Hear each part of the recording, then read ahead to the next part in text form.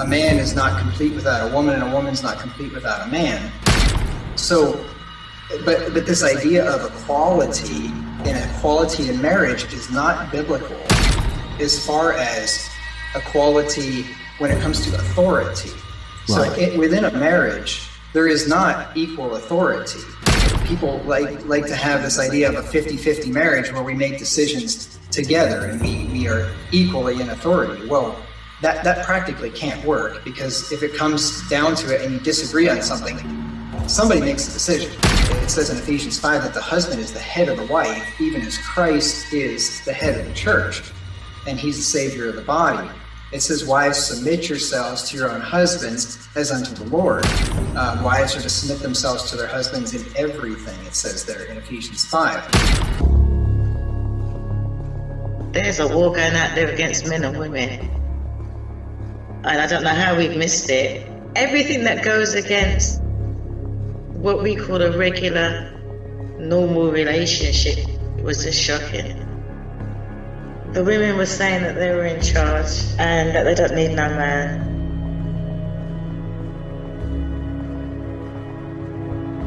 This is what's happening out there. And that they don't need no man.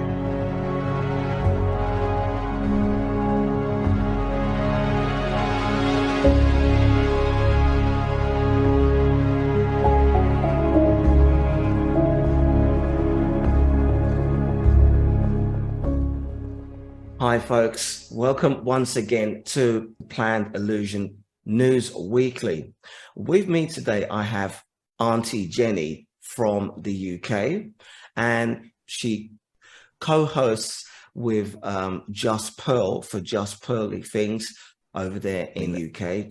It's a very, very popular YouTube channel. It basically focuses on the differences that we're seeing that seem to be very, very unique for this period of time between men and women. Aunty Jenny, like Pearl, is part of a much, much wider, if you like, awakening in the whole sort of relationship awareness. And so I brought her on today actually to discuss a number of very, very emotive topics that she has been discussing with Pearl, and really to discuss what she has found, which was, I suppose, really bordering on sort of ultra feminism, are causing women to fail, not just in relationships, but also to fail in life. So once again, Aunty Jenny, thanks so much for joining the show. Just give us a brief background of where you're from and how you got into joining up with Pearl. Born in the UK, primary school educated in Barbados, and foster carer. Had loads of different jobs. I'm 55 next week, and mother of one. I'm a grandma to 3 children. I came across her channel by accident, and I just kept on hearing this, thinking, why are they women saying these things? I thought all this was just common sense. But I'd moved out of London. So then one day she said, anybody out there, if you're in London one day and you want to pop over, just pop in. And that's how I did my first show with Pearl. I just phoned up and I thought, pop in. So I've only actually been doing this officially since September. And I just couldn't understand it. I thought, these young women, they still don't get it. And even when I went back and I told my partner, I said to him, this is what's happening out there. And he goes, no, you can't be serious. I said, there's a war going out there against men and women. And I don't know how we've missed it, but I said, it's actually out there. And he doesn't watch the podcast. But if I tell him certain things, he cannot believe that that's what it's like out there. Okay, so let's just, for those who are just jumping on, what is it that you were hearing from men and women that caused you concern, and even your partner to be in total disbelief? I mean, the women were saying that they were in charge. That was a joke for a start, and that they don't need no man. And the women that sleep around and they have loads of kids, and then they want a man, but they want a man to have them and their children. It was just, everything that goes against what we call a regular, normal relationship was just shocking. I'm just totally shocked. When you think 16 is a legal age, you're always thinking like 14. And you're thinking 15, that's more than one a year. Men that say that they're not cooking, women that don't want to clean, that they want a man for this, if the man's not earning this amount of money, that, oh, I've got more money than my man, so this makes me. I'd never heard of a boss bitch before this. I'd never heard of it. I'm not red pill. I don't know anything about red pill. I just think it's a load of nonsense. That if it's not broke, why try and change it? But I don't know, I just think it's something deep, because you can't just turn a whole society crazy like that. And as I think about it now, my dad originates from Montserrat. I'm used to going to Montserrat. Now, Montserrat was just a small little island off Antigua, and no child support or anything like that I'm aware of. You have a child, you look after it. Even if you and the mother are not together, the father will go, cut down bananas, do whatever. Small, lovely island, everybody works really hard.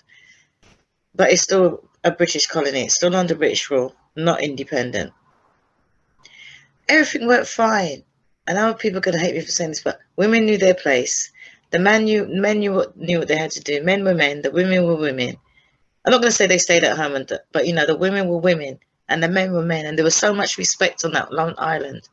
Then they had a volcano, and because they're British, they came over here, where the women were given their own money. They didn't need a man to have a home. They were given their own home, and all of a sudden, they didn't need men. And you can see that a lot of relationships broke up because of that.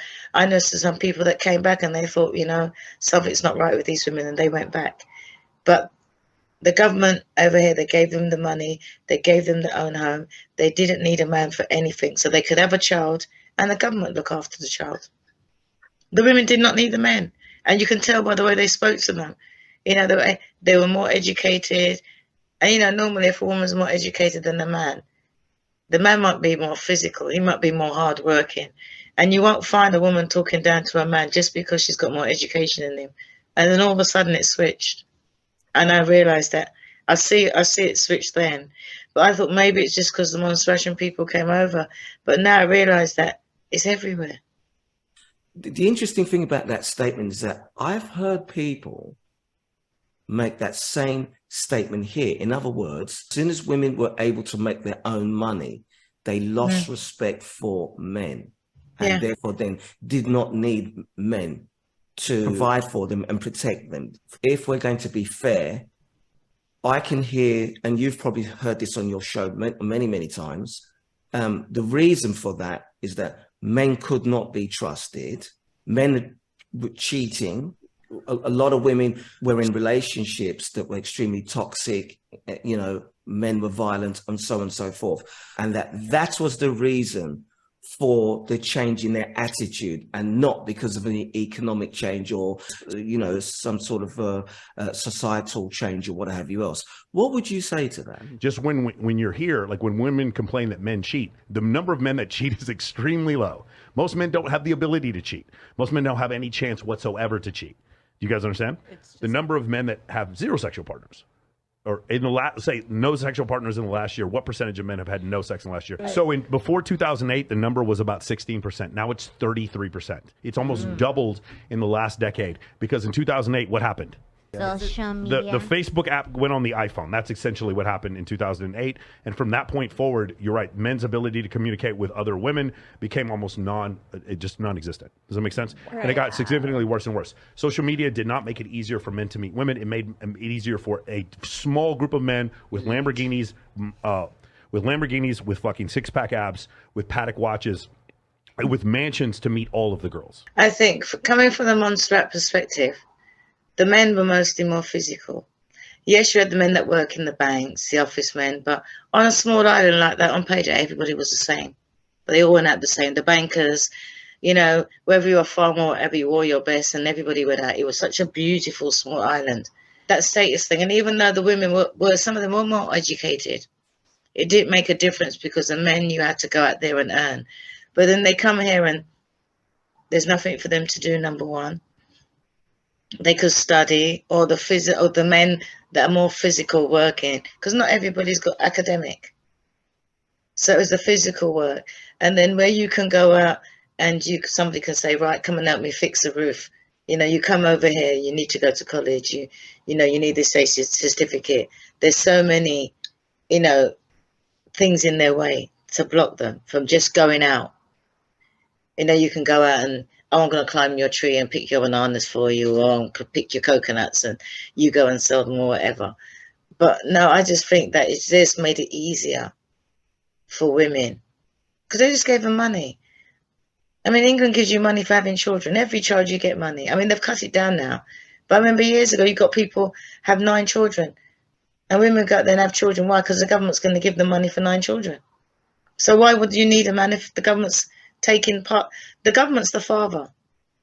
The government is the fathers now. All those single parents that they say they have no father. Yes, the government is your child's father. Because the government has more rules than the child's father. Indeed. Well, any man for any man. If a woman says she don't need a man, that's because the government's her man. You know, whether she's working hard and paying taxes, because she don't seem to realise that, you know, if you want to stay at home or even work a different job or work part-time or work because you want to work, not because you have to, and you've got a man supporting you, but you're going to go out there and work for who? The government. So the government must be your man. So most women that don't want a man, the government's their man. In most places in the West, if you get married, you are essentially inviting the state into your household. The state is built in such a way that it actually encourages women to get divorced. Like, women are financially incentivized today to leave their families, to leave their husband, because they will make a lot more money from the government as a single mom raising the kids, having most of the control raising those kids, and alienating the father from those kids. Like, there's financial incentives to breaking up the household. And what do they get out of it? Men are logical. They're logical people. And so they're thinking, does the benefit outweigh the cost? And like, I just think as women, we have to look at ourselves and say, the benefits we bring nowadays don't outweigh the cost for most men. Again, you know, to try and be impartial about this and fair and balanced. I mean, you would have come across a lot of women.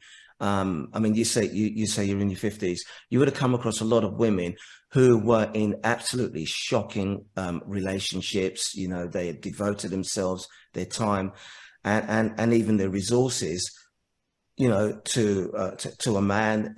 You know, they were in a relationship, married even, and you know, this man wasn't pulling his weight, wasn't stepping up to the plate, and also the cheating aspect. And you know, the trauma of that, you know, would have forced them to, you know, have to stand on their own 2 feet. You know, they've got children to look after. They've got to push those kids through the education system and what have you else. Then they've got to go out there and work. The cost of living is very, very expensive. And quite frankly, you know, there are quite a few of them who are actually doing okay on their own. I mean, what's your answer to that? All I heard is they used to say, excuses, trauma, blah, blah, blah, blah. I don't part with excuses. I've been in a abusive relationship. I got out of it. I was a single person, a single parent. You got trauma. I'm tired of hearing about people's trauma. I don't believe in nobody's trauma. I'm sick and tired of hearing about people's trauma. But you find yourself in a relationship. If nobody's life's in danger, you work it out. If you're not in danger, you work it out. If you've got children, you work it out. If you don't want to work it out and you're married and you're going to get divorced, as a woman, you're better off. Shut up and get on with it. I was a single parent and I was still a foster carer. All this... times are so hard and the economic. No, just learn to budget. And if it was that hard on your own, then you'd appreciate when you had a man. So as far as I'm concerned, if you choose to be on your own, work it out. As a wife, you shouldn't have to budget anyway. There's no excuses. Drop your damn standards and get on with it. I done it. I bought my house cashed. I raised my son. And I done it. I was in an abused relationship. I've got lots of illnesses. I'm disabled. I don't go out there and make excuses. Get on with it. Too many people are making excuses, and I don't like excuses. I've done it. I'm not very empathetic. You know, there are two things that you know, people who watch your show, who are subscribers of your show, and understand that there is an underlying problem. Hearing you, there are two things that come out of that. One, women are, if you like, breaking up their families through divorce, and not necessarily because of you know, trauma. Oftentimes, it's, well, quite frankly, they just want their independence. They want a bit. They perceive they want a better life, or they've seen someone else that they prefer. Well, this notion that basically that they're not actually now looking at marriages as this long-term commitment, well, isn't a notion. It's a fact that they're not. The other thing that someone who's listening to you and a subscriber would also pick up on is the fact that, well, at the end of the day, women aren't very good at picking partners now, are they, Jen? I was rubbish. No, I wasn't rubbish. I was rubbish at allowing partners to pick me. But I was rubbish. I was rubbish at picking people. I was absolute rubbish. And the thing is that when I had a good man, I didn't even know. Wow. And that's why I keep on saying I'm an exception to the rule, because I was rubbish. But now I've ended up with the guy that I was in love with in the first place when I was younger. So that's why I don't speak about, oh, you mustn't do this. I speak about, you know what, I've been there and I've done that. So, you know, I don't need you to jump off the cliff. If I'm going to tell you don't jump off the cliff, why would you want to go and jump off of it? So it's not that I'm saying, oh, you know, I'm holier than thou. It's just that I've been there. But I'm one of the lucky ones. And nobody ain't as lucky as me. You know, and that's why I'm the exception. So if I'm the exception, what the hell does the rule look like? Right. That's scary. Right. So what is it about how women are now sort of picking men that is detrimental and destructive to their long-term survivability with the guy that they want to spend the rest of their life with? What has changed? It's true. We only swipe right 5% of the time. Most women rate 80% of men as unattractive. Not just okay, not it just is mid. true. I can't 80%. Yeah. I've had Hinge before, and I think I've one match. Yeah, and so to me, it's treacherous out there. I can't lie. It is tough. right, But trenches. But that's the whole population of men. So it says if you're single over a certain age, you're probably too picky. Yeah. No, because remember, it's a smaller and smaller percentage of men that are sleeping with all the girls. So if you look at dating app data, like women only swipe right like 5% of the time, up to 10-15%, and that's high. So women are and the number one way that people meet is online dating. And so women are side chicks because they're all sleeping with the same guys. Because if you want a guy that's over 6 foot, that's 15% of men. Yeah, years ago, a woman didn't pick a man. Like how I know. That's why when I said, oh, I never, and I thought about it, and I thought, no, I've never picked a man. I see women approaching men now, and it's all out there. That's alien to me, because I've never gone out there and hunted down a man, or, that's the man I'm going to go for. But women seem to think that they've taken over that role from men. Where men used to go out there and like a hunter, I'm going to go and find myself a woman. Now it's the women going out there, I'm going to go and find myself a man. You used to sit back and wait to get picked. Now the women are going out there and picking. So you can't even say it's the men's fault anymore, because the men don't even get a chance to pick. The women are out there. Take me. As sex has been easier to find, men are harder to find, and relationships are also harder as well, because, if women are just giving themselves out here, there and everywhere, well, there's no reason for men to really settle for women. Long time ago, the man would want to bring flowers and open the door and look after their woman and, buy them things and rings and bags and, whatever, to buy her love and show her that he can be a man for her. Because obviously that's the way he would get sex, is by being married. And in that instance, that's absolutely right. Most men basically got married in order to experience having sex. And the same thing with women as well back in the day. So, but you make a good point. Mom came from a really, really strict family that she couldn't even leave the front gate. So for her to get married was like freedom. It was like traveling the world all in one day. So even when she got engaged, she still wasn't allowed to go out with him for dinners and dates and stuff like that. She had to wait till she got married in order to, you know, live with him and be with him. There was no like seeing each other beforehand.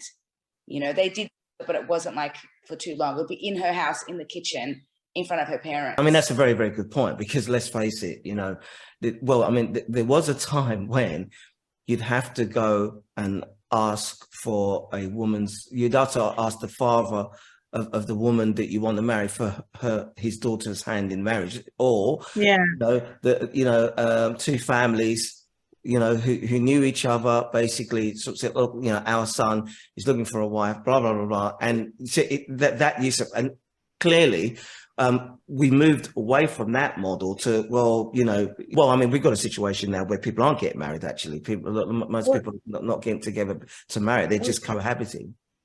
Well, you see, it's gradually eroded, because even if you think about, all right, then take out going out years ago, you know, like in my parents' days, you'd ask the parents, can I take this girl out?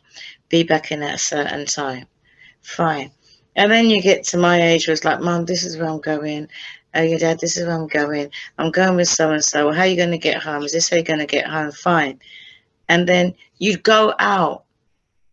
And if you're going to go out, you'd go out and you'd stay there and you'd wait to get approached. Women don't do that now. You can go to a dance and you see women approaching. I know it's so shocking to me because I don't go to nightclubs anymore. But I've seen like clips on TikTok and Instagram of women actually approaching men. And I thought that would never happen. So even if you take that, you know, going out dancing, you know, where the women dance the men for a dance, you know, people go back in the days when they used to get their card marks, you know, the men used to go and say, oh, then put it in the card, I'm dance number 1, 2, or 3. But coming right now, it's only now that women are going out there. A woman never asked a man for a dance before.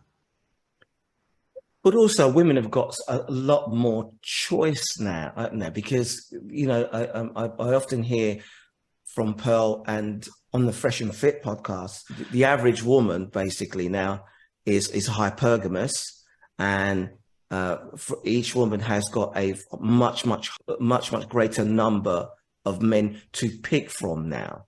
As opposed to previously where, you know, there was an even sort of split. Now, because of things like social media, you know, Instagram or what have you else, there is a greater number of men hitting on women. And so women have got a great pool to pick from. And so therefore then they are being far more selective. But the second thing is, what are they being selective on? What are they picking? Women could step up and say, I care about guys' body count, and I'm not going to mess around with guys who have a high body count, and all the bad boys, the players, whatever you want to call them, the chads, would be sexless. Women don't make that decision. They sleep with those guys because they don't care about those numbers. And I think the women are just going out there and they're thinking, oh, this one likes me, I'll have this one.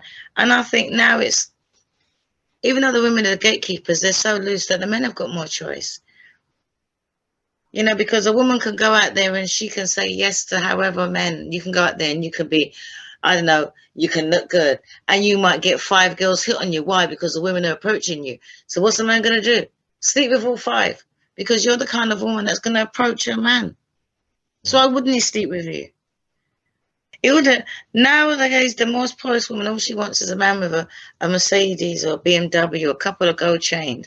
So when they say they want this top percent, no, a woman wants a man that looks good nowadays and looks like he's making money, that's got slick, that's got all the chat. That's what she wants. Social media did not make it easier for men to meet women. It made it easier for a small group of men with Lamborghinis, with fucking 6-pack abs, with Patek watches, with mansions to meet all of the girls. Does that make sense? Our top 5% of women have had 35 sexual partners.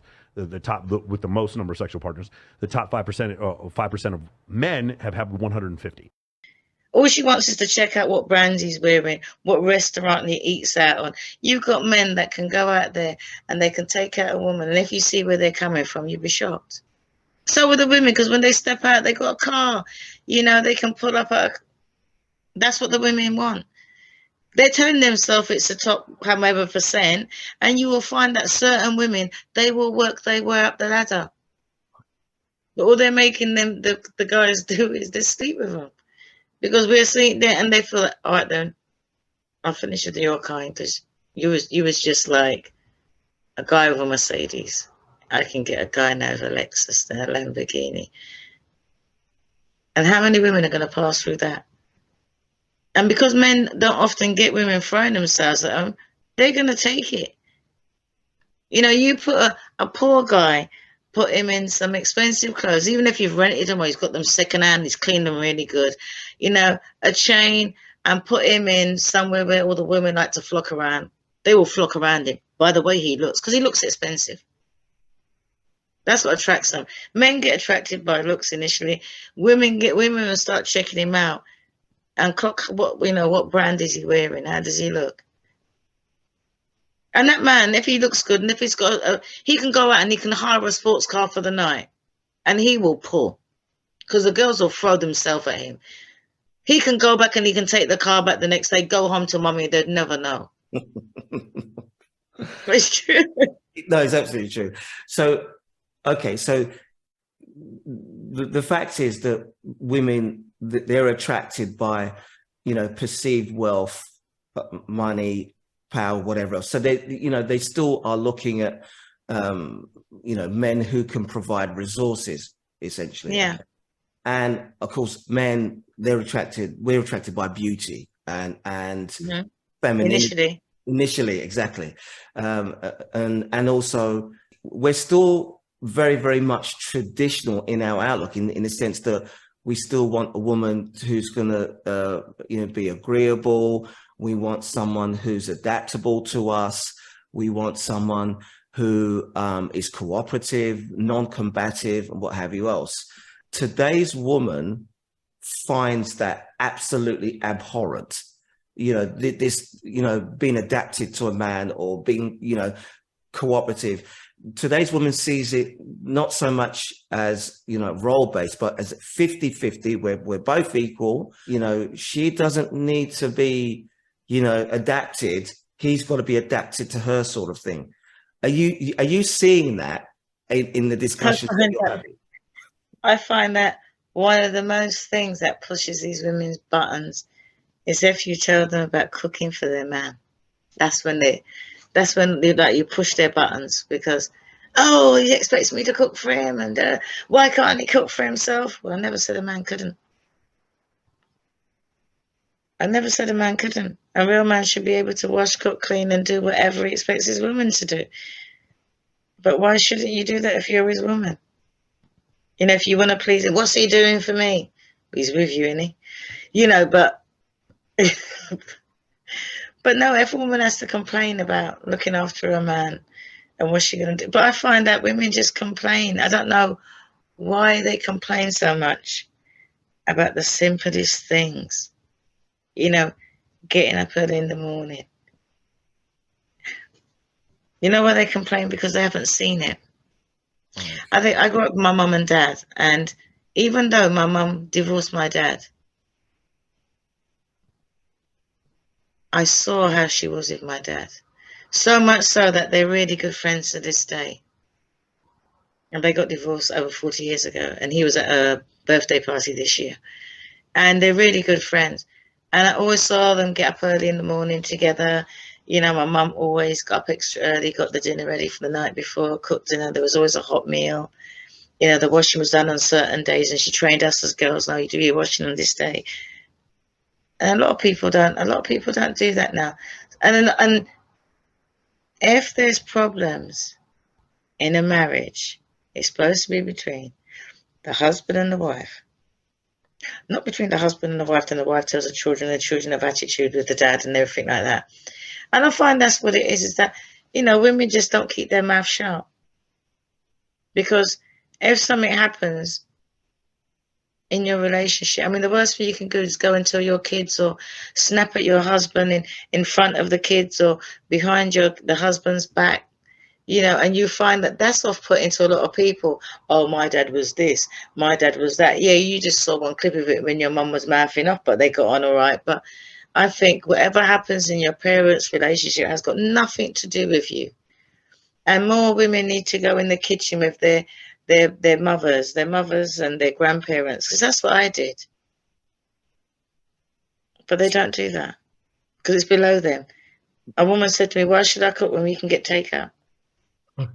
Well, I see that's the other thing, I suppose. Firstly, a lot of them I've seen on your show and also on Fresh and Fit, and even just the conversations I've had here in Australia. A lot of women will say, well, I saw my mother being abused, even though she did all those things for my father, or I saw my grandma being abused. So I don't want that for myself. I'd rather a relationship where it's 50-50 down the line, so to speak. I mean, I think, what do they call abuse? I mean, I was told by a young lady recently that I said to her that there was a concert I wanted to go to, and I love the artist. My man loved the artist. It was just after COVID ended, and the artist gave me 2 backstage tickets. Our man said, "You're not going." And I said, "Fine." Or he said, "I don't." No, he said, "No, you're not going." I didn't even ask him why. I said, "Oh," he said, "You're not going. Do you go to that concert?" He said, "No." And I didn't go. And they thought that was disrespect by him. And it was like emotional abuse. And they came out with all these fancy words for it. And then they questioned me, "Why didn't you ask him?" I said, "Because I trust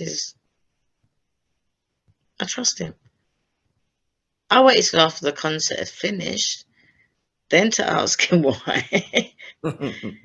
And then he was right. When I saw the film of how it wouldn't have been for me. It would have been too much. It was too crowded, too packed, especially after COVID.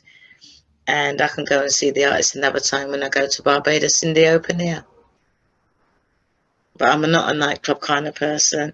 And even though it was backstage, it wouldn't have been for me. And I did go and meet the artist the next day anyway. Okay. So as a woman, as a wife, Allie, what does it mean to be submissive? So the word submissive has a negative connotation on it. So what would probably be more digestible for women's ears would be willful cooperation.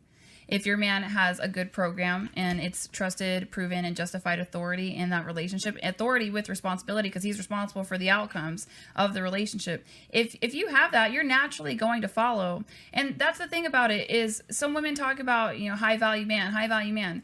There's a lot of different components to masculinity. I can say for certain that I don't worry about my physical safety in the presence of my husband at all. He's a strong dude. I met that guy. He shook my hand real strong. I was like, all right, buddy. Yes, he's a trained fighter, and he's also trained with weapons. So yeah. I don't have to worry about that. So of course I'm like, let me get with this program. This program is awesome. I'd like the subscription to last for the rest of my life. And that's what women don't want to hear, because they haven't had experience with it because they can't keep a man. But the thing about submission itself is that it has a really convoluted understanding. Your man that you quote unquote submit to, willful cooperation, you willfully cooperate with him, he has to have something bigger than himself. That is the goal. And some people break it down to religion, like that's fabulous. But I know for my relationship, my husband is not a believer, but he believes in the greater good of humanity and society. So he's always trying to do good in the world. So I don't have to worry about him going mad with power. And that's also a weird narrative that women come up with. They're like, well, what's going to happen if you give a man power? Well, like they gave us Wi-Fi and air conditioning. I think they're doing great with power. Well, and because they picked the wrong men to give power to. So they put that on all men. So it's like, again, they're putting your poor choices on all of us. Just because you can't find a man to submit to doesn't mean we can't. So, right, and it's argumentative women that they struggle with submission because women that are coming from 2-parent households, well-rounded,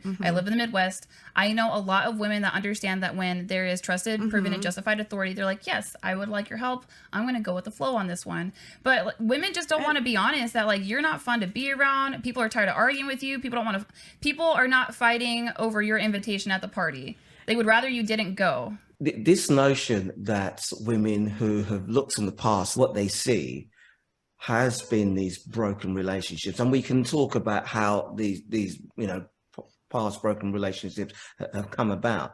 But so looking at today and looking forward, they're now seeing that, well, look, we're now far more independent.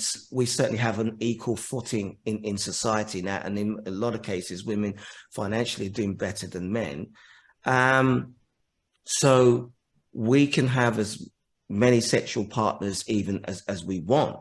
When they hear that actually men typically don't want to deal with a woman who's got a past, we call it the high body count. Yeah. How is that argument being perceived from the discussions that you've had? I mean, the women don't like it, but I think that the men should just stop sleeping with the women. Just stop sleeping with them. Right. Because the men always complain about a high body count. You can't get a high body count unless you sleep with women. So if you don't sleep with women, and the women ain't got no one to sleep with, then it should sort itself out. And this is the serious Aunty Jenny coming on now, right? 4 at 18 is nothing to be proud about. Right? I'm telling you now. I know. Because when I heard the 15 before 30, that's where it starts from. Mm-hmm. So as far as I'm concerned, you see your 4? Keep it at 4 till you're 30. I'm celibate now. No. Keep it at 4. So you see your 4? I want to hear from you that in 5 years' time, it's still 4. Unless you got a ring on your finger. In 10 years' time, that is still 4. Unless you got a ring on your finger, right? And shut up. Take advice from an older woman that 4 but 18 is nothing to be talking about. Right? Stop. I'm talking to a young lady. I'm trying to teach her. I always tell men need to be more fussy about who they sleep with. And my mum always said to me, if something's given away free, it doesn't always mean it's something good. Otherwise, why would they be giving it away? And that's the same thing with a woman's vagina. If they're going to give it away too freely, it can't be any good. So if a woman can turn around and say, yeah, I'm going to sleep with you, run away. Even if she says it's her first time, still run away, save her. Just don't do it. Because men are always complaining about the body count, but the women, you can't get a high body count unless you sleep with them. Right. So it comes down to... You've got to go to somebody with, if they want to, because they said, oh, men like experience. If the men want all that experience, then sleep with the women with body counts 10 and over. And then just settle down with the ones with 5 and under. Whatever your lifestyle, fair enough. But I think just getting around the real life consequences of things is the real issue of like, listen, if you want to do your promiscuous phase or whatever, fine. But let me just tell you what happens to people who do that in the wrong way. And let's not like dance around that. Do you want to get the best possible partner that you can get? So the point when we talk about getting married early, I'm not saying get married at 18, right? So I think there's some truth to that. Like 18 for me probably would be a little too young. But what I'm saying is you're going to have everything in life's a negotiation, right? So if you want to get the best deal you can, younger is better because men prefer younger women that have lower body counts. And it's not fun. I don't enjoy that. Like I'm going to hit 30 and I'm going to be less valuable to a guy, but it's dishonest of me not to understand that fact. I think that body count's a social construct in general. I don't think it's productive. Body count's a social construct. Yeah, I think that people put a lot of social importance on it. And when it's to me, and I think to a lot of other people, it's not important. Like it doesn't. It's like going swimming in a dirty pool and coming back out and having a clean shower.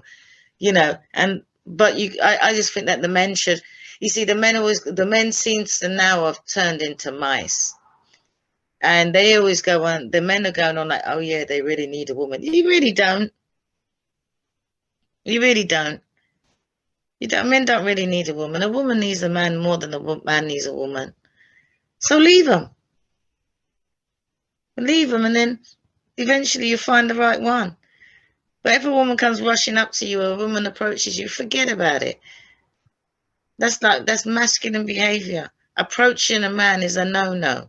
Asking a man out on a date is a no-no. Asking him for his number, asking him if he'd like a drink, asking him out on a date is a no-no. Anybody that does that to a man deserves to be slept with and dumped from a high height. We're seeing situations. I mean, even here in Australia now, it is very, very common. Still, why is that we care that the woman that we want to settle down with has the lowest possible body count as compared to, say, someone who's been very sort of promiscuous, lots of sexual partners. And the reason that I hear, certainly even here in Australia, is simply this. Firstly, decades ago, even, for example, you look at certain cultures. Once you made the announcement that that this woman was going to be your fiance, if before the wedding it got out that she had slept with someone else, that was it. The wedding was off.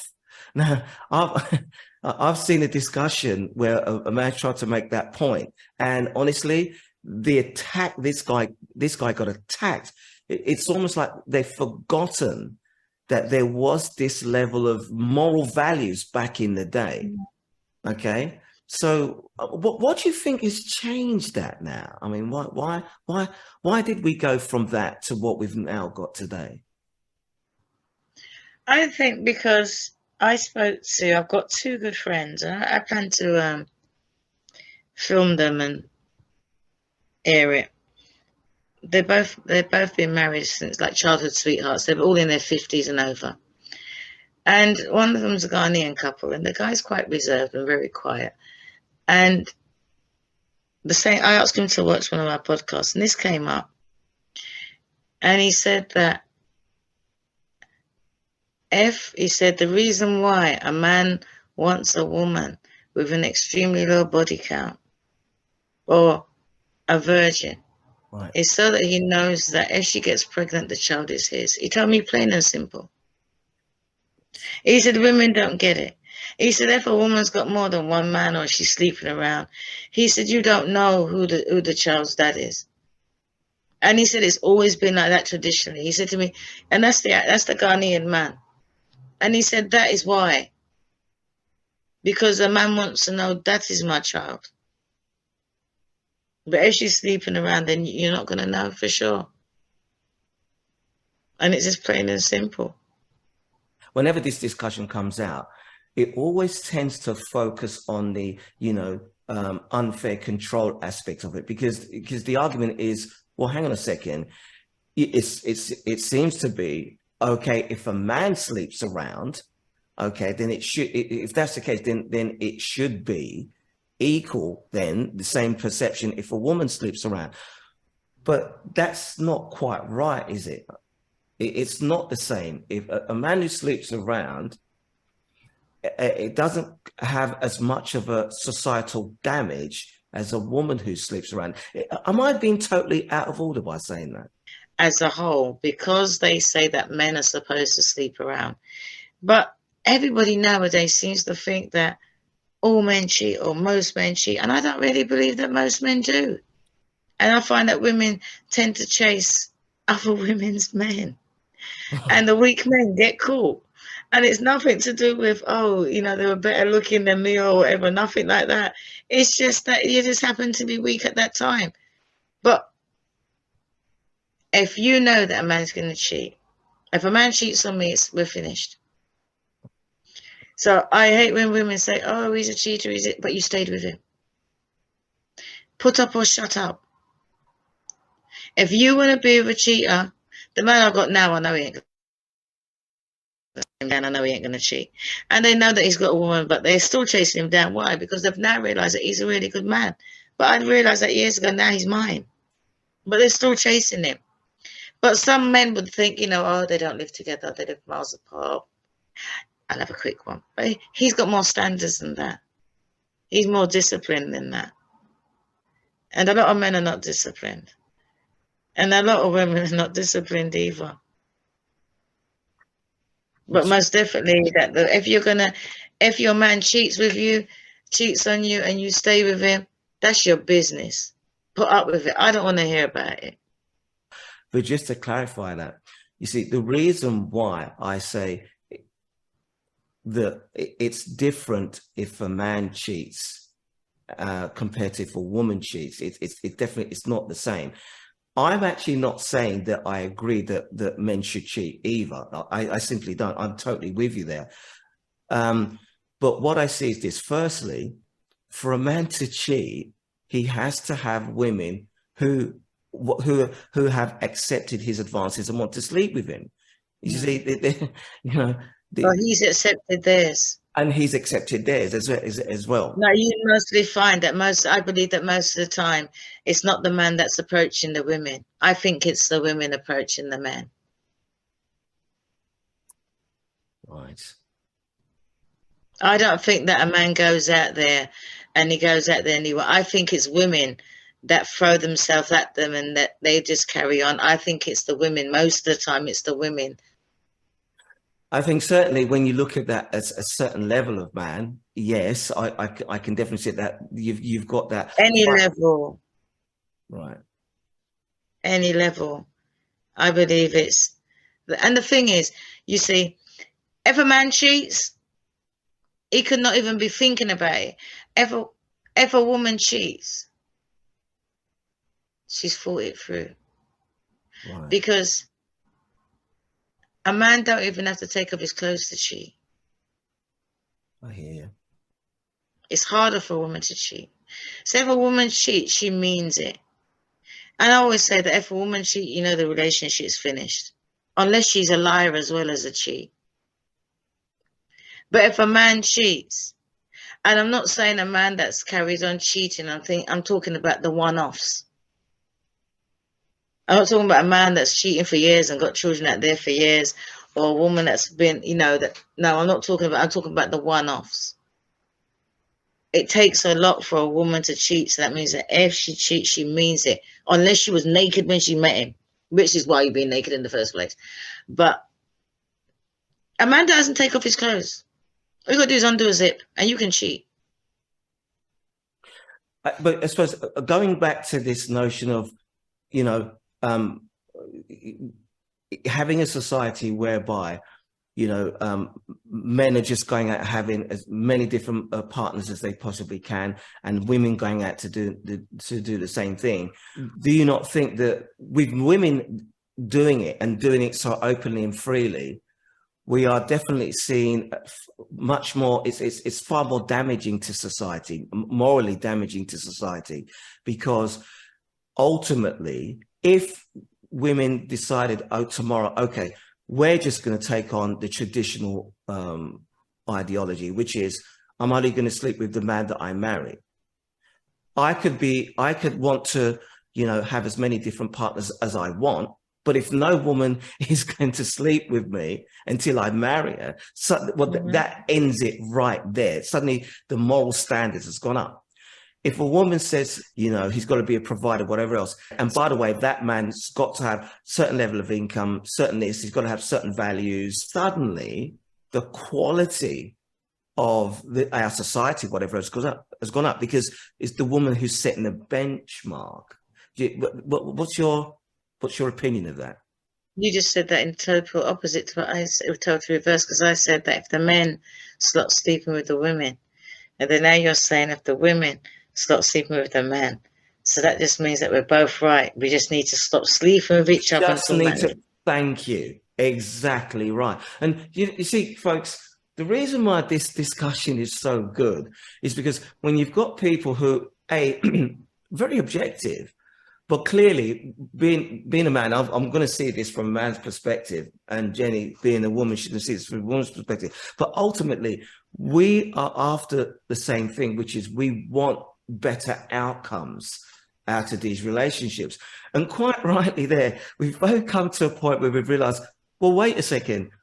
If we, both men and women, decide, well, hang on a second, we're going to have a higher, we're going to have and live by a higher moral standard, which is we're not going to sleep around with anyone. We're going to pick better. I always wondered whether there's something other at work here, whether there's too many people in the world and the government's just trying to, or the world's just trying to cut down on how many men are being born or how many men exist by making wear tight trousers to cut their sperm growth. I'm always thinking things like that because we know that traditional is best. It's always been like that. And nothing's ever changed. And everything worked back in the day. But now, even though the men are saying, right, we want to be traditional, if you look at what's being pushed out there, it's not traditional. And I think in playing devil's advocate, years and years ago, there've always been women out there that sleep around. Always. Oldest profession in the world, there's always been women out there sleep around. Somewhere back in the day, you would know of it. There's Auntie so-and-so, and she's got the kids, but it's for a married man down the road. And do you know what I mean? Everybody knows, but families keep separate. You might meet up at the funeral, but everybody knows about it. It might happen, and it's always happened. If a man cheats and he go, oh my gosh, he got that woman pregnant, and then he'd have to look after her and her kid and the family, as well as his wife, because number one, there weren't no abortions. Number two, there weren't no birth control. So you slept with somebody, you know that the chances are you're going to get them pregnant. And because there was none of this child support, you slept with somebody, you got them pregnant. You had to look after them. But now, there's all this, they can get abortions. They can go and get contraception. So they ain't got to worry about, the women ain't got to worry about getting pregnant anymore. Because they can just go out there and have loads of sex. But society's not pushing, go back traditional. Society's pushing, sleep around, don't have no more kids, sleep around. I'm sure the birth rate is going to drop. Somebody must want it to drop somehow. Otherwise, they won't be having all that BLGT. And because eventually, if everybody was that way, nobody'd reproduce. Right. So, look, I'm glad you've gone there. Clearly, you know what my platform's about. I mean, it says it, but you're indicating that there are other factors that are changing, you know, society and culture to undermine relationships. And you quite rightly said, you know, when you extrapolate it on, you know, the abortions, you know, we're introducing all these, you know, non-traditional type relationships, whatever else. Quite rightly, you're seeing that, well, there won't be a population growth. In fact, there won't be a population at all.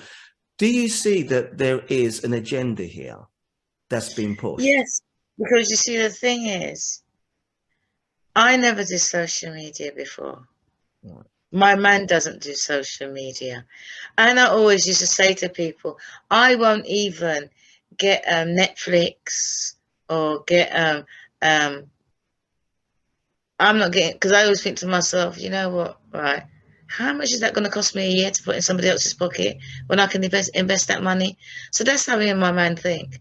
So all of that social media stuff, we never got caught up with it.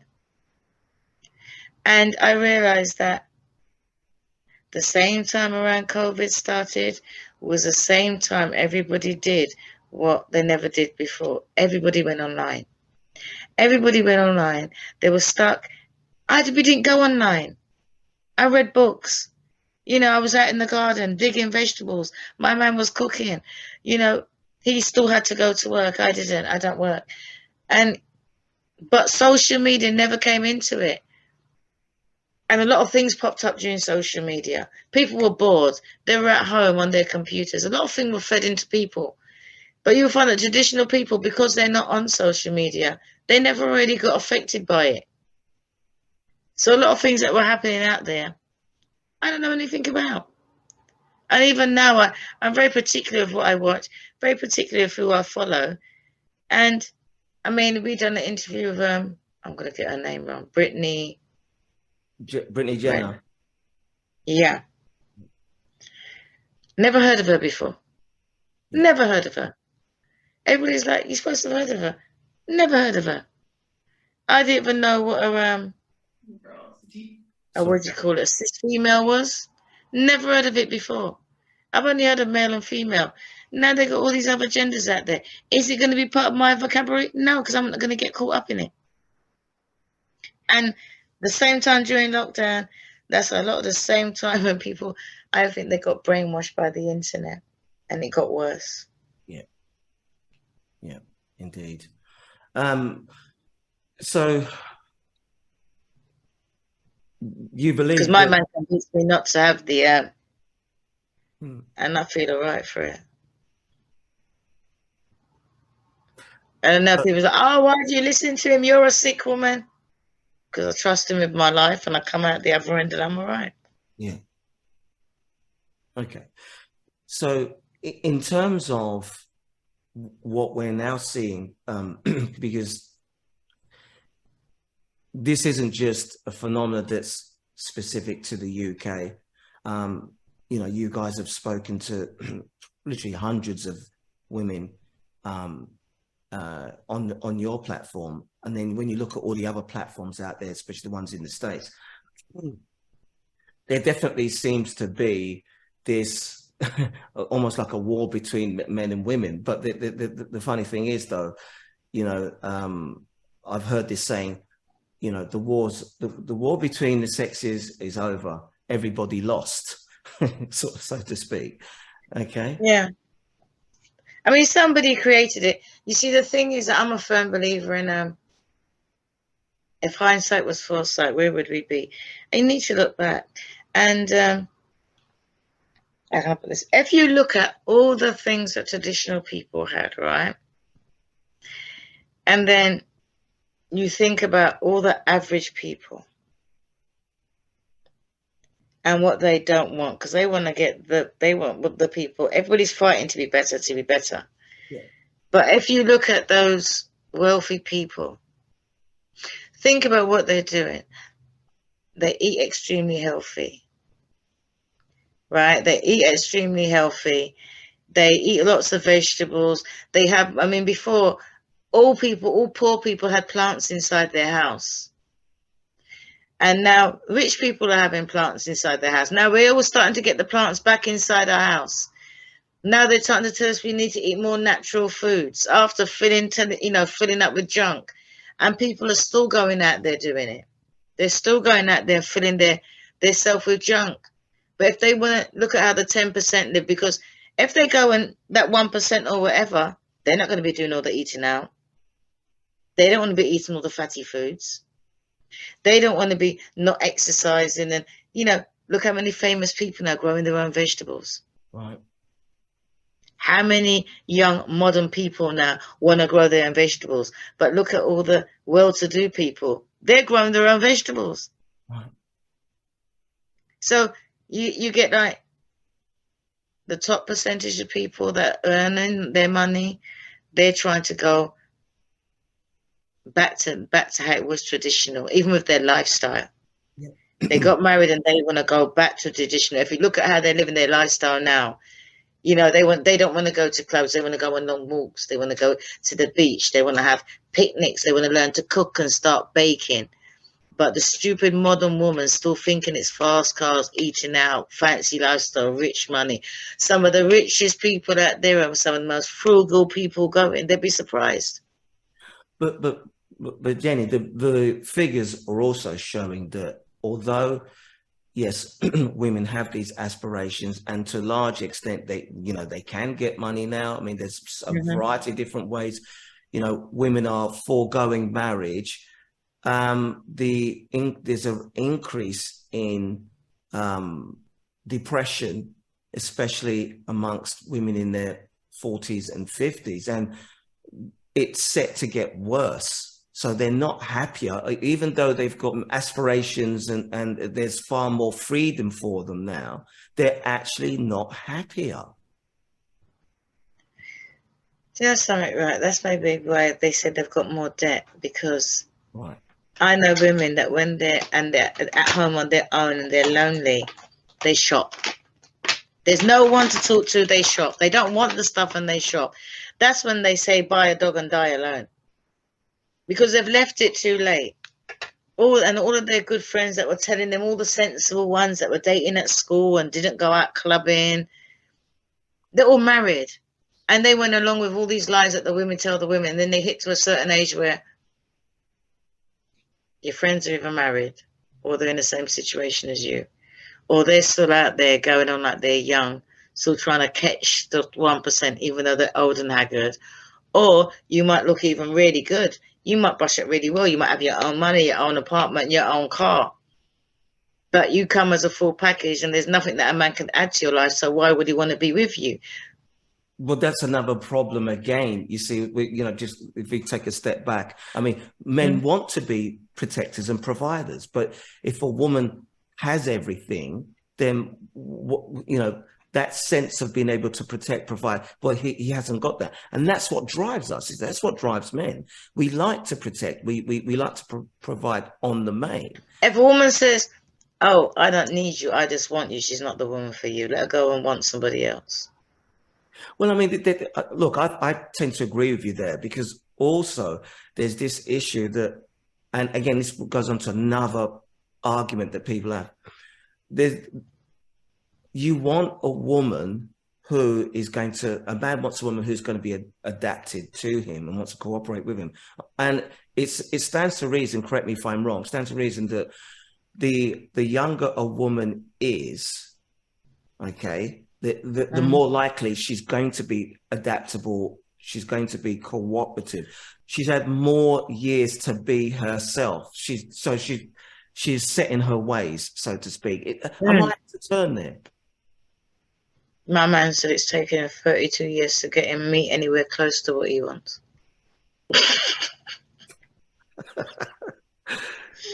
He said, you're almost there, you're almost there.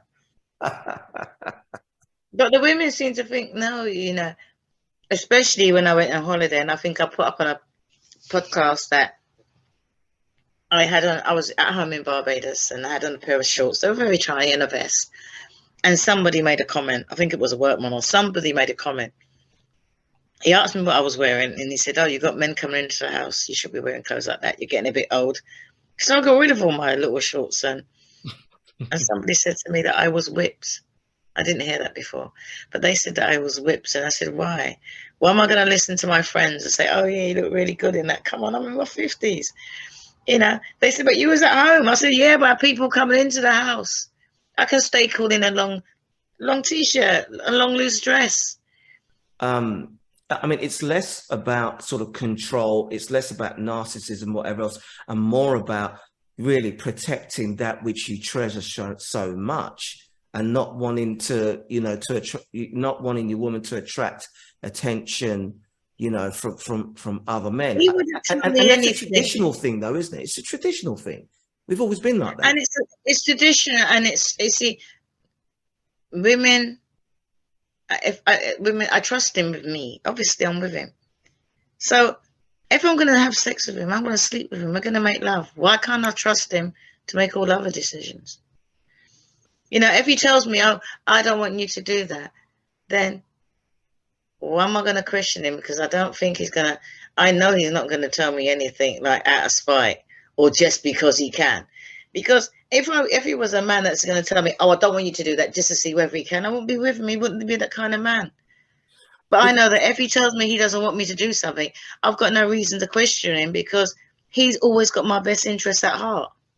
Well, I think you've just touched on something there. I mean, you've picked a person whose values, whose he picked me. Decision making, yes. You and I think that what's happening is whenever, and I've seen it on your show so many times, whenever women hear this and they totally go against it, what they don't realize is this.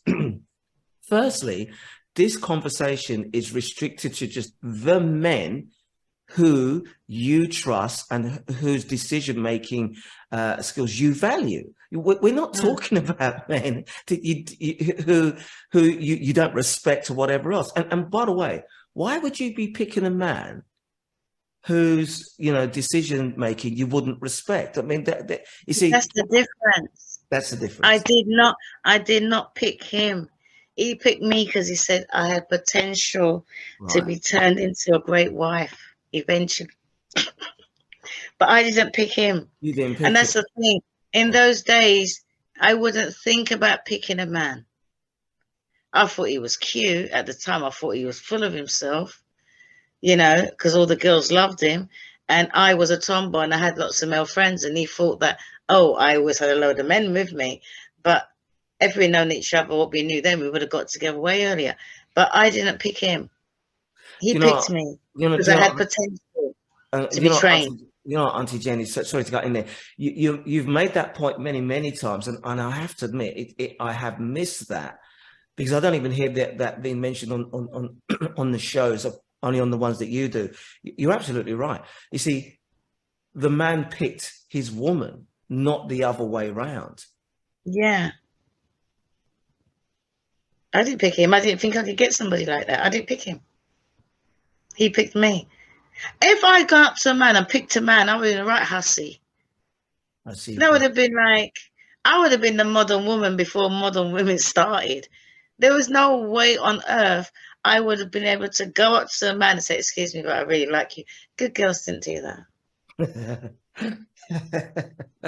What do you say to even now? I couldn't see myself going up to a man and saying, excuse me, but would you like a dance? Come on, no way. No, it would never happen.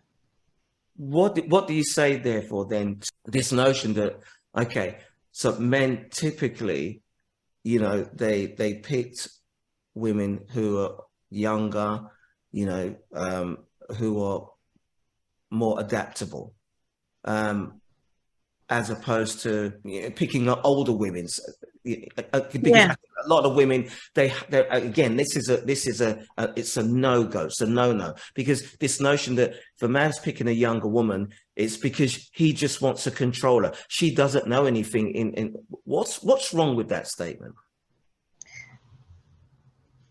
If it happens, it's because the person's abusive. And I've been in an abusive relationship, so I can't say it's never going to happen. That's a rarity. And that's somebody who is being abusive. But my man telling me what to do and everything, that's not abusive. Right. Because it's only abusive if I come off worse. Right, right. If he tells me to do something and I come off worse, it's abusive. Right. Unless he messes up and he says and he apologizes, but that doesn't happen. You tell me to do something, I'm gonna do it, and because I know that nothing's gonna happen bad to me. But if you tell me to do something and the outcome for me is bad, then that's abusive. And the women don't see that the end result is what decides whether it's abusive or not. Well, if the end result is good and benefits the woman, it cannot be abusive. It might be hard. It might stick in her throat. You know, she might want, it's not every time my man says to me, I don't want you to do that. I was thinking, I don't just smile and say, yes, darling. Yeah, right. I might go into the next room and pour myself a drink and think, you know, and then eventually I will think, you know what, just calm down. Like, he ain't going to say it bad. You know, there must be a reason why. And eventually I will see the reason why. And sometimes I don't see the reason why, but you know what? I just think, you know what? Something might have happened. You know, you might have said, don't go down that road. Fair enough, I didn't go down there, nothing happened, but maybe something would have happened if I would have walked down that road. So, do you think also that men, we have not done ourselves any favors? We haven't proven ourselves to be leaders now. Very few men are leaders. Very few men have that traditional masculinity that would make a woman feel secure in that feminine role. This is something I hear from women a lot, especially women in Australia. What's your take on that? Women are too aggressive. Women are too aggressive. Women are too masculine. Women have got too many rights. The women that are saying that think they're on par with men. And you know what? I realized that women don't want to be traditional. So you know what the men need to be? The men need to be traditional. Pick your own woman. Pick your own woman. Don't sleep with them. If a woman can't be traditional, you be traditional as a man. That's, do you know what? That's an extremely important point there. at the end of the day. And twice in this show, Aunty Jenny has gone down that route to say, in all fairness, if there have been any negative changes to society, really it's men's fault, because at the end of the day, you know, we're the ones who are, you know, simping. There's that expression that's simping on women, essentially. We're the ones that are, you know, giving the wrong women the attention and the validation.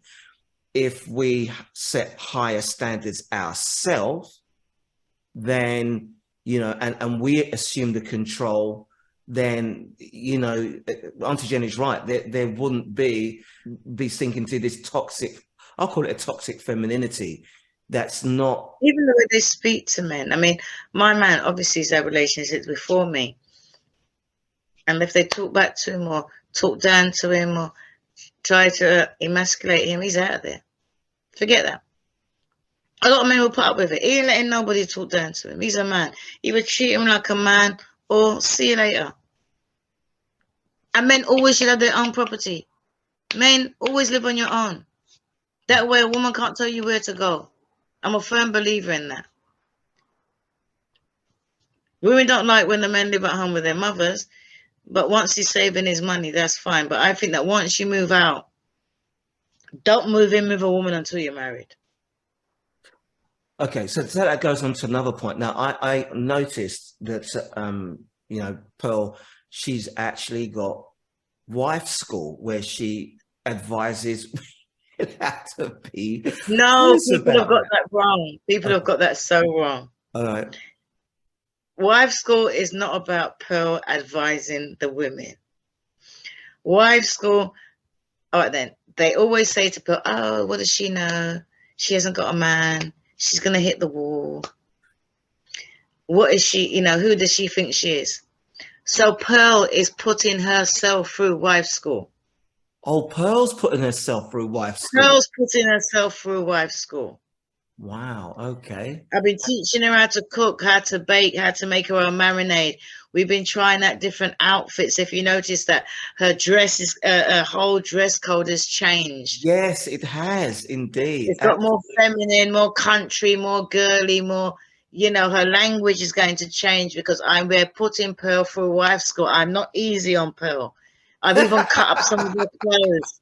I've cut up some of her clothes. She has some jeans. I said, no man wants a wife wearing jeans like that.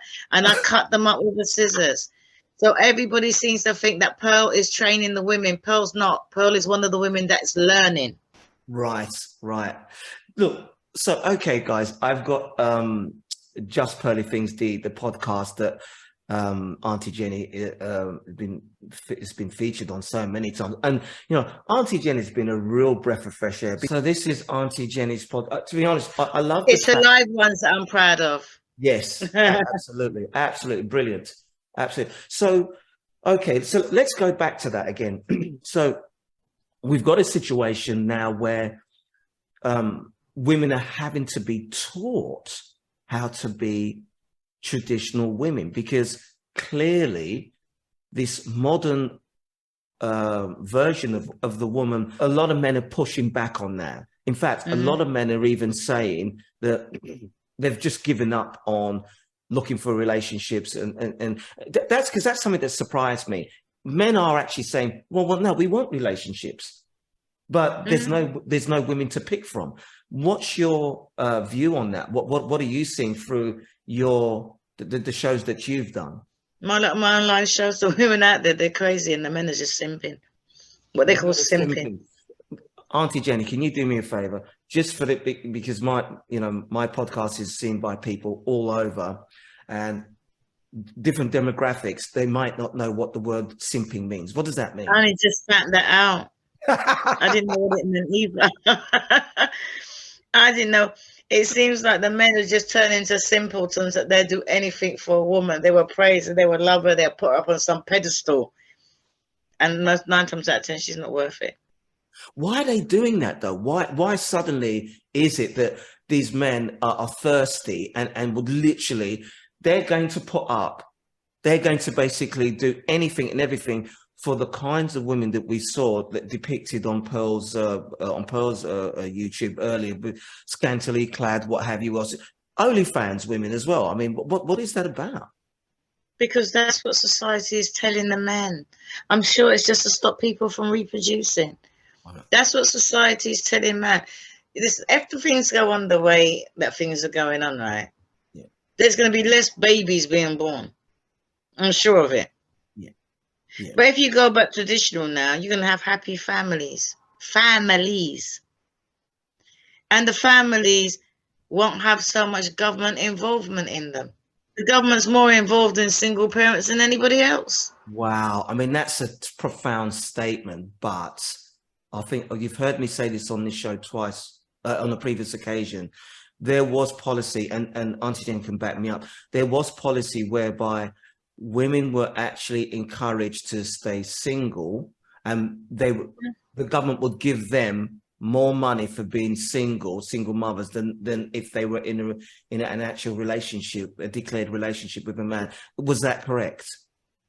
Yeah, I know lots of people in my day that had babies just for property and money, and I've lost a few friends like that, because I remember saying to one, I was always working. I said to her, "You're not working, you can afford to have another baby, but I can't."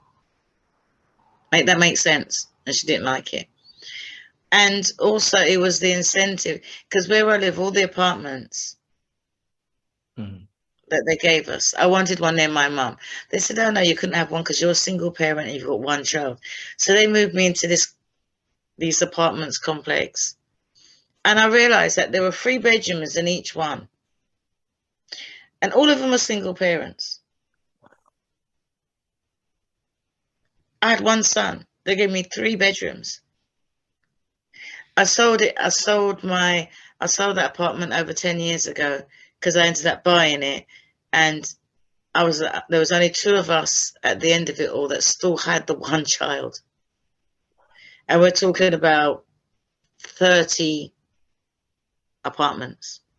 So, right. So essentially, then it wasn't even a case of just incentivizing women to have children out of wedlock.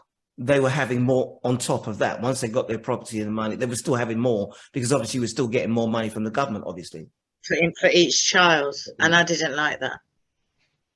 Would it surprise you to know the same incentive happened in the US and here in Australia to a certain degree? I think it's disgusting.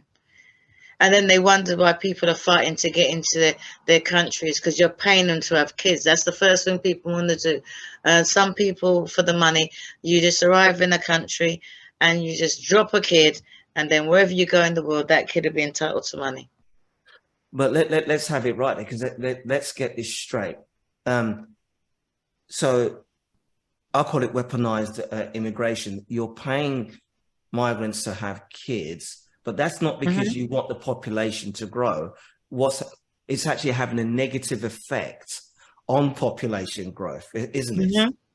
Because you find that sometimes people come in and they have the children, and you get child benefit from the government. You can get that wherever in the world you are with that child. That child will always get it. They can come in, have children, and go.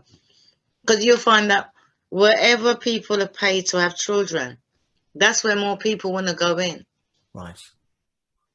And where like England, you get paid to be unemployed. Even if you come in, you get paid to unemployed. Even if you can't get any money, they will give you food vouchers. So you're always going to get something. You get paid to have children, free education, free medical. So why not? What do you get for being married? Might get a little tax benefit, but you get more for being single, or just coming in and being single than you would forget being married. Let's move this on now, okay? We've got a situation now, Auntie, where there's a greater number of single people than there ever has been in previous generations, right? Single men and single women, you know, than there ever has been in previous generations. Is that what you're seeing? Is that correct? The old people lie to them. The old people ain't telling them how it really is. I think some of the old people lie to them. The ones that you see out there in the clubs in their 50s and 60s that think they're young. And then you get the other people that are just not part of it, that are just living happily. And then you get some people that just really don't care because they're old.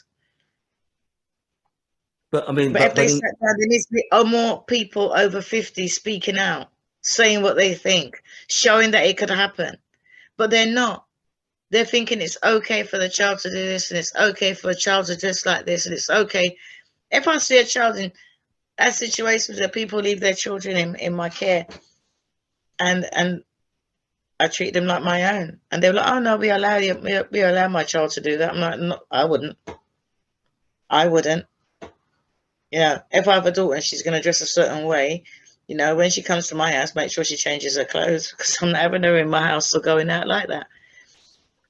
But it's like, you find that I've got 3 grandchildren. When they come into my house, no tablets. There's no toys in my house that takes batteries. Not necessary. Use your brain.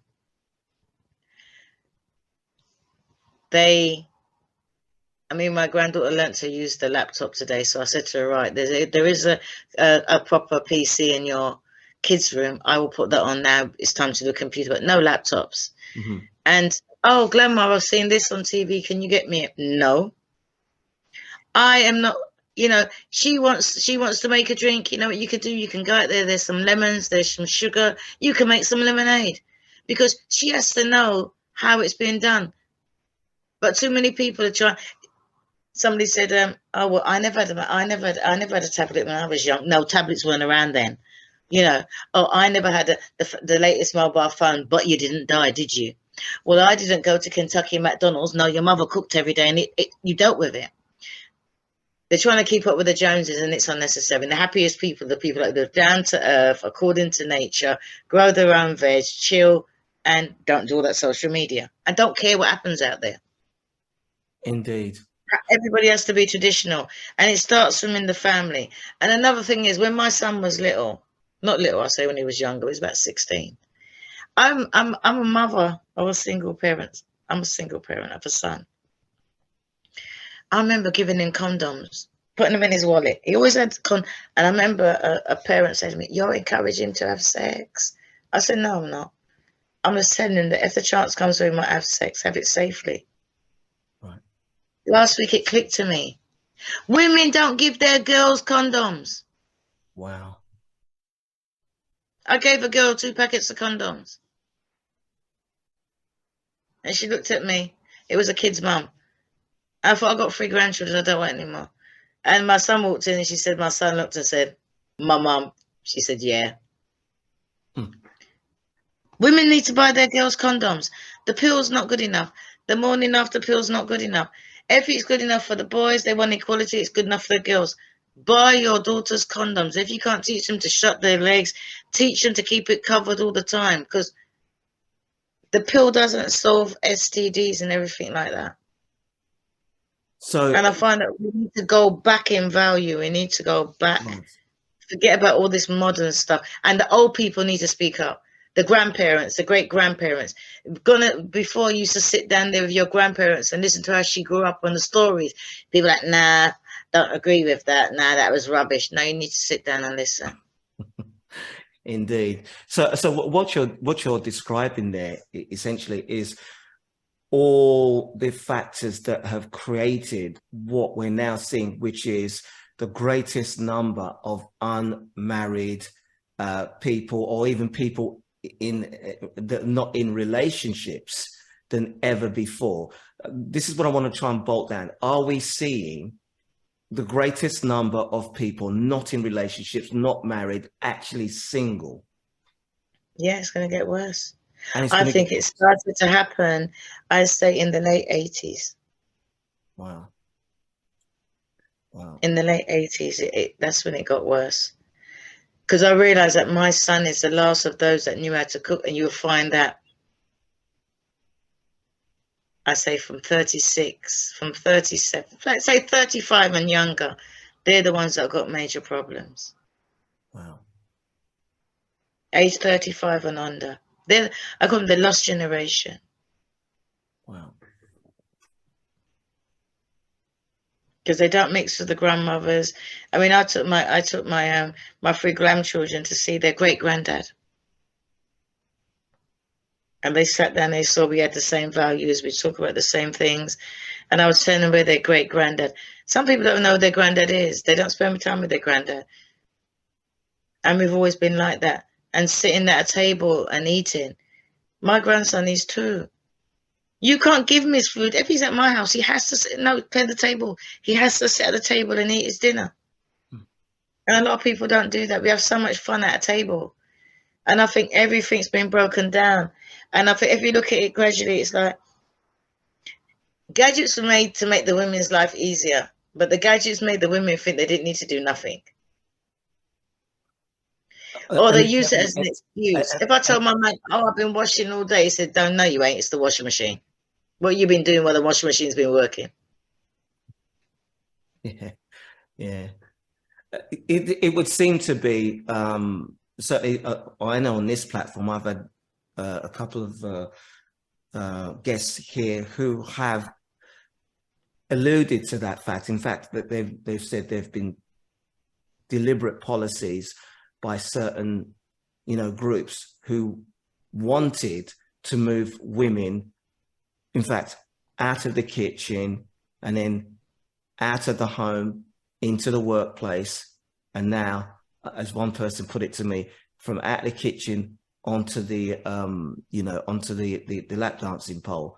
Basically, what they're saying is that society and all the social engineering has sort of reshaped women's perception to be anti-family and anti-relationships. It is alarming the number of women now who don't cook and won't cook. I mean, in a recent conversation I had with a friend of mine, I was trying to point out that back in the day, a woman's ability to cook was also tied to her pride that she's cooking for her family, the health and well-being of her family, and her husband was down to her.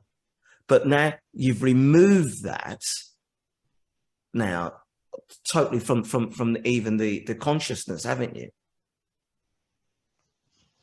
I found that a lot of young women, like I said, that lost generation, the 35 and under, they don't know how to cook properly. Wow. There's shortcuts for everything. I mean, I'm doing the whole Christmas dinner. I can't wait. I don't do no decorations. I've never had a tree. I pride myself on food. Right. So every animal will be there. There you go. I pride myself on food. It's an interesting statement, I've ordered the vegetables. I'm picking them up tomorrow. I will start the countdown. Getting everything prepared, ready to. I love it. I mean, I have cut down because people said I did go over the top making my own bread for the starters. I used to have like 5-course Christmas dinners, but now I've realised that that's just what I want. People just want the main food, just to sit down, eat, drink, rest, watch a movie, and that's it. And there's a certain amount of pride. I can see it. We can see the pride in your face when you talk about it. Yeah, I'm going to be cooking the food, and you're going to have people to come in and enjoy that. Oh, can't wait. We've removed that from the modern woman. My goodness me. It's such a shame. Yeah, I make my own coleslaw. I make my own macaroni pie, Bayesian macaroni pie. That's what I'm saying, macaroni pie. My own pickled cabbage, my own black cake. I love it. I'm really looking forward to it. That's the thing. I've been to the fish market. I went to the fish market when it opened at 4 o'clock in the morning. Wow. Because I wanted to get my fish fresh. Yeah, I have on TikTok for the English people. I normally put all the offers what are on. And I did that all the way through to Christmas. It's Aunty Jenny UK. All I do is mostly food. Right. And I actually put down where they had half-price lamb, half-price beef. So if you're following Aunty Jenny, by now your freezer's full because I've got no space in mine. And so that's what I do. So all I've got to do is get the vegetables, and that is it. And that's one of the things that we done on Wives School. That's one of the projects of doing a weekly shop for £30. for 2 people.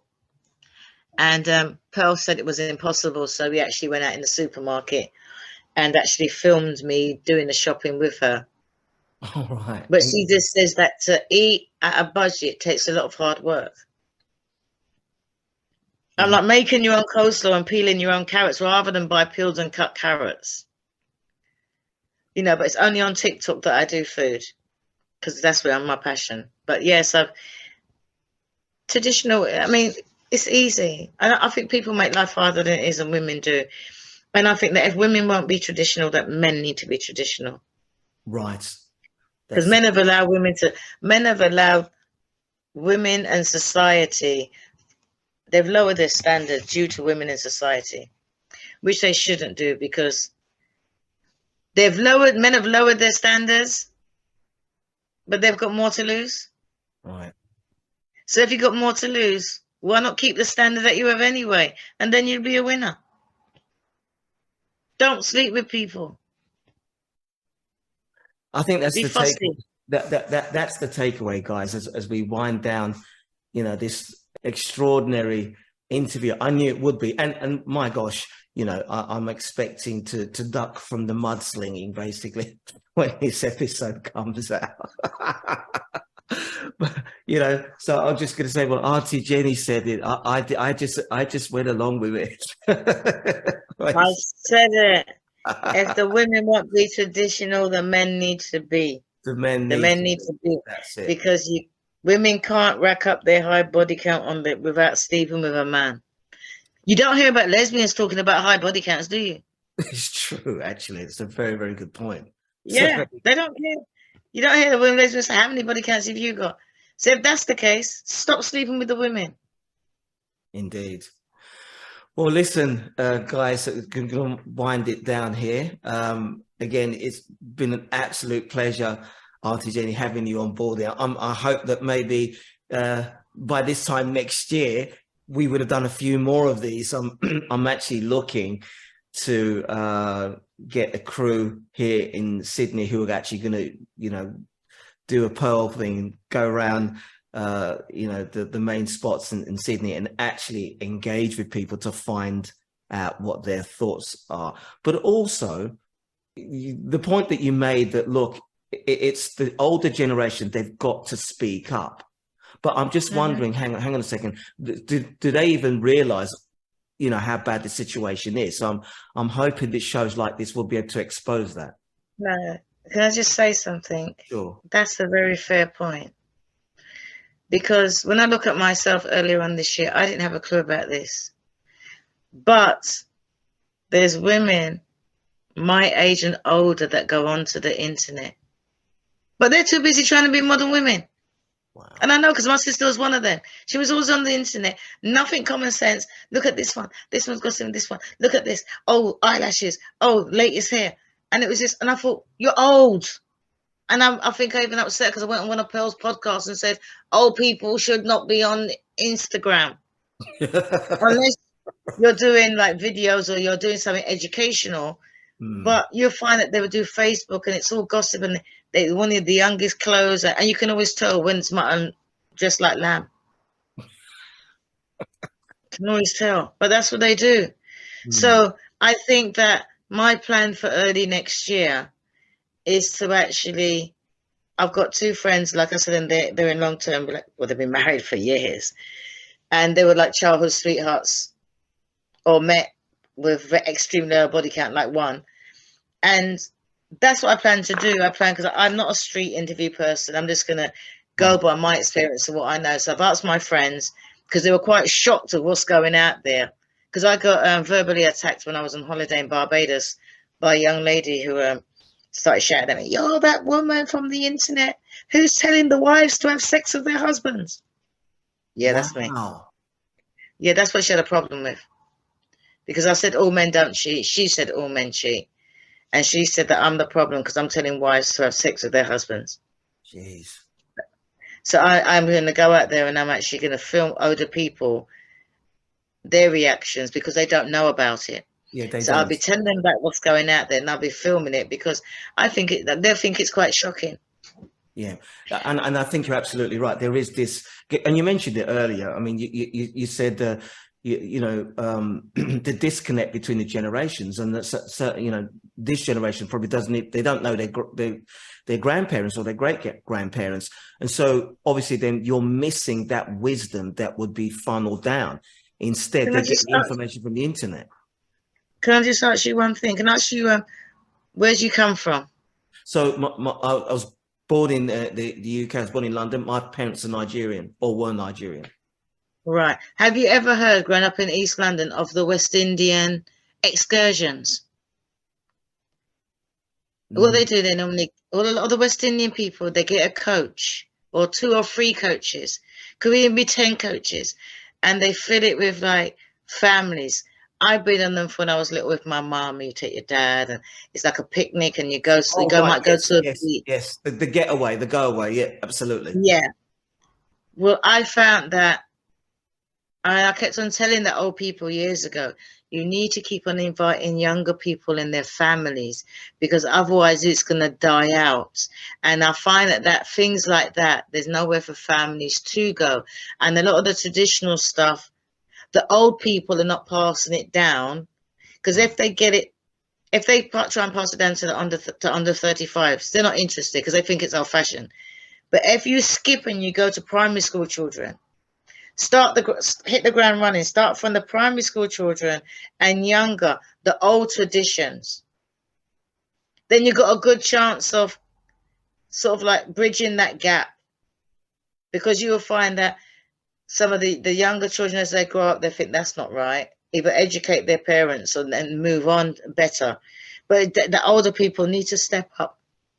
I think that's a really, really good point, because look, we've agreed, Auntie, that at the end of the day, there is an agenda, and the establishment that they want to depopulate. And one of the ways they're doing it is totally changing the mindset from a traditional mindset to this very, very anti-family modern mindset, because the end game is depopulate. They simply don't want us to procreate. But do you know that years and years ago, they always tell the men that if you wear tight underwear, that your sperm count will reduce? Right. Did you know that? Yes, I was They aware. always advise men not. But if you notice that now, the men are wearing trousers that are like leggings. It's true. Absolutely. Especially the black men. Before, only the white men, the rock and roll people and the rockers used to wear tight trousers like that. Wow. Now you're getting all the black men wearing tight trousers. And if you look, tight clothes around your groin area reduces your sperm count. But black people like fashion. That's why they're wearing the tight trousers. They're not realizing that they're reducing their sperm count. They should check it up. Check it out, medical records, and check it and see. That tight underwear reduces your sperm count. You see, and stop wearing tight trousers as well if you want to reproduce and have good, healthy offspring. Indeed. Well, listen, Aunty Jenny, I'm going to have you back here again in the new year, as early in the new year as possible, and we'll continue on this conversation. I know that I'm going to get a lot of messages, and you're going to be. We'll get you over to Sydney. We'll get you over to Australia. Come and talk to people over here, because we need it. We need it, absolutely, for sure. So listen, gang, once again, by the time this goes out, this more than likely will be the last podcast for 2022. And what I'm going to try and do as well is early next year, I'm going to get a little kind of a video of snippets of Aunty Jenny, I think Hannah Jade, Pastor Chad Wagner, Kate Shemirani, everyone who's actually touched on this topic. I think Chris Shaw as well, who's touched on this topic, in some way, shape or form. With the aim, we're going to reach out to our brothers and sisters and that in the UK who are also looking to find solutions, good, positive solutions to try and reverse what the social engineers are doing. In other words, try and get people to, come together, form more meaningful relationships and what have you else. So on that note, folks, I'm going to say goodbye to Aunty Jenny. Goodbye.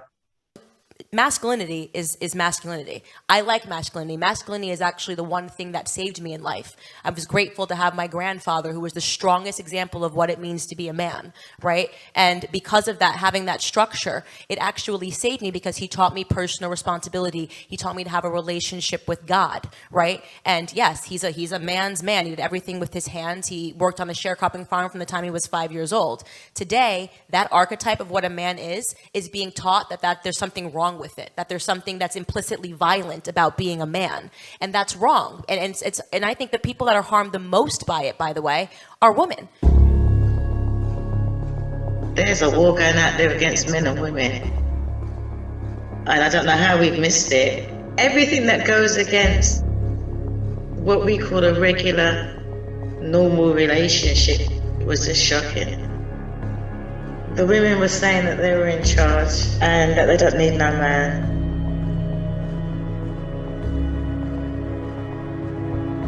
This is what's happening out there. And that they don't need no man.